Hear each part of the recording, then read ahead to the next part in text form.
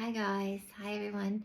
So today I want to talk about how we can manifest our fur buddies. And this kind of floored me when I got this message from Spirit about it. It had to do with my dog. And basically my dog, I've been closing chapters. That's why I haven't been doing a lot of videos, is I've had a lot of life changes. And one of the chapters was I have to sell my truck, and my truck has been my baby. It's been my house on wheels. To those of you that know me, you know my truck, build it up from scratch. So that was a big chapter for me to close. I'm still in the process of closing that chapter, but there's been a lot of life-altering chapters that are closing for me. And about a week and a half ago, I took my dog to the vet because he had these lumps on his neck and then also behind his legs. And they told me that he had large cell lymphoma with the prognosis of 1 to 2 months to live. So I was kind of floored. I was really, that's why it's taking me this long to do this video. I had to kind of regroup myself. But I was like, oh my gosh, I didn't see this chapter closing. I was like, no.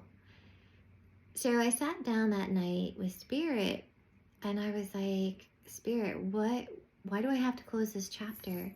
What can I do? Can I do something else besides closing this chapter? And what Spirit said came through, floored me, but it made so much sense. And I wonder how many of us out there did exactly what I did. And I'm going to take you back to 2016, and there's my cat, a little kitten, and we went back in 2016. I was going through a major life change. I was signing a contract with a hospital to stay there permanently in Seattle, Washington. My children at the time lived in New Jersey with their dad. I was the only one working. Their father wasn't working. And it was a very big life decision for me, but it was one that I had to do because I had been working 3 jobs over in Pennsylvania and was literally for 6 years over 60 plus hours a week, and I just physically couldn't do it anymore. I was working with a team that was not very good. I was in labor and delivery at that time. And anyone who's been in labor and delivery, a labor and delivery nurse, knows exactly what I'm talking about when I say that it's either rainbows and unicorns or it's shit in a handbag and you've got seconds to get a baby out. And when I went to Seattle and started working for this hospital, the team was absolutely amazing. Like, you want to talk about phenomenal. I'll always remember this hospital and the people I worked with. They were amazing people. And it was a no-brainer for me because it was like I had never wanted the death of a baby on my conscience or a mother passing away on my conscience. So for me, it was a no-brainer. If I had to stay in nursing, in order to support my children, and I was paying alimony at the time, then this is what I had to do. But it came with a price. And that was not being with my kids. And prior to that, I had been flying about every other weekend to come to see them, but based on my salary, I would no longer be able to do that. So it was a huge blow for me. So I was out mountain biking one day in October, and it was raining and kind of miserable, and I was just kind of in a funk, and I was questioning my life choice about what I was about ready to do, but I knew it was something that I had to do. So all of a sudden I heard this dog barking. And I was like, what the heck? So mountain bikers, we always have our dogs around. So at first I thought it was like a rider's dog, maybe trying to find its master or whatever. And I came upon this dog with a broken leg and there was nobody around. And I'm like, okay, well, this is weird.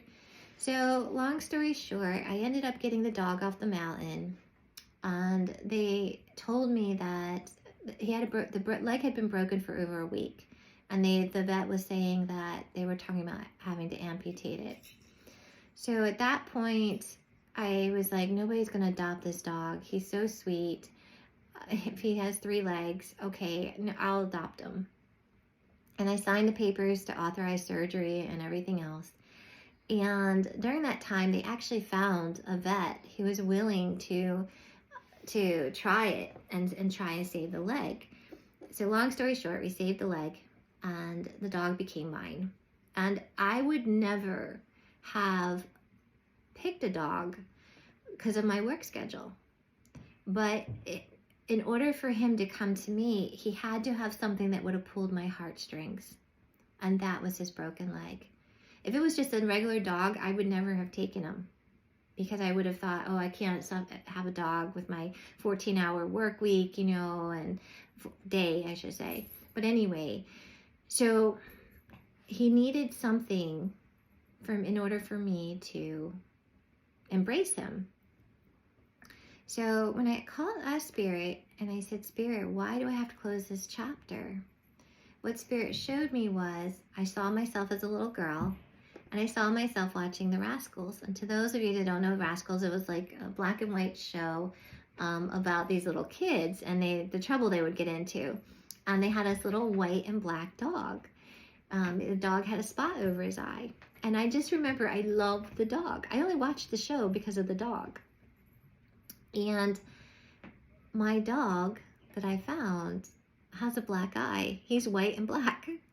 And what Spirit was showing me it showed me that me as a child watching The Rascals, and then Spirit showed me a piece of me coming out, and then what looked like a mound of clay, and then it formed the shape of my dog. And all of a sudden, and then I was like, well, what are you trying to say? Did I created my dog? And then what Spirit showed me was that I had created my dog using a soul fragment of myself. I was like, whoa, okay. So then Spirit showed me a mirror. And I was like, a mirror? Why am I seeing a mirror? And then I saw my dog. And I was like, and I was sitting there and I'm like, what's this about mirror? And I got the word mirror image. If you know my dog, he's stubborn. He's the most stubborn. He's like me on 4 legs. He's a total me. He mirrors me. And I was floored. I was like, oh my gosh, how all these years and I never saw this. So then what Spirit showed me was in order for these chapters to close and for other things to manifest, that it was time for me to pull that soul fragment back into myself. And I was like, wow, okay, that makes sense. So I manifested, I took a piece of my soul and I created this dog. And now I needed to call that soul fragment back because I need it for the next chapters. So when Spirit showed me all that, I was just like, wow, okay, this makes so much sense. I get it. It doesn't make this any easier, but it gives me an understanding of why he was taken from me. He's not being taken, but why this is happening. And I was just like, wow, it's actually kind of very beautiful in a way. But I had a client, actually a friend that I worked on, and I guess maybe it's been 2 years now. It's hard to believe 2 years have gone by. But my friend came in for a session, and during this session, her dog came through.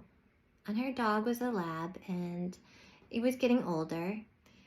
But her lab came through, and basically it wanted my friend to know what a beautiful life it had, and it felt so much love from her, and it was very thankful.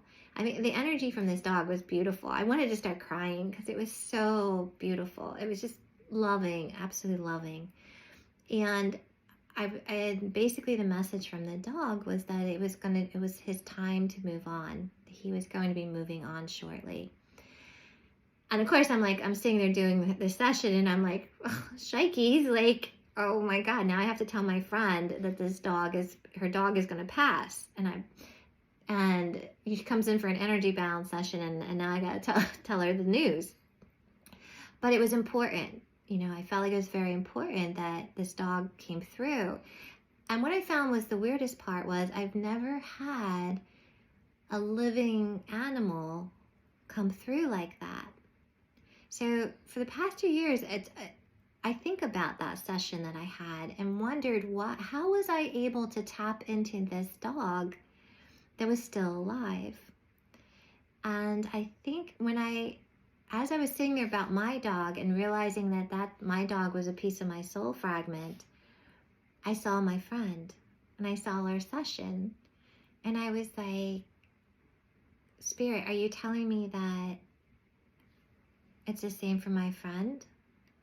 And what I received was a yes. So, and that would explain why I was able to tap into this dog, because if this dog was actually a piece of my friend, that she had created this little being, then that would explain why I was able to tap into the dog, because it was part of Andrea. Sorry, Andrea. But so it blew me away. That made so much sense. I was like, wow, okay, that's how I was able to tap into this little guy, because it was a piece of my friend. So when you have a little fur buddy that shows up, or an animal that just comes into your life, and you found it, or it found you, whatever, think back on what was going on in your life at that time. Look at the personality of that animal, because you may just figure out that you may have been like me, and you might have created that animal.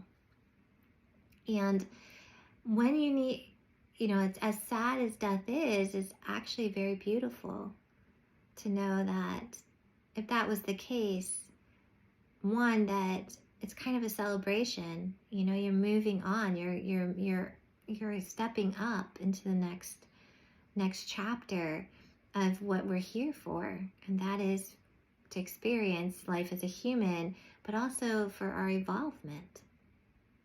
So just letting people know, in case you're like me and had a situation like mine, where you had a little four-legged buddy show up, this might be why. So I hope this helps any people out there who have lost an animal, lost a fur buddy, or has a fur buddy in their life and wonders, like, every day I sat there and was like, oh my gosh, how did I get this dog? Because he can be very trying at times, and so can I. But if this video helped you, hit the like button for me, help push it out. If you like some of my videos, hit subscribe. And yeah, hope this answers some of your questions. Any comments, leave them down below.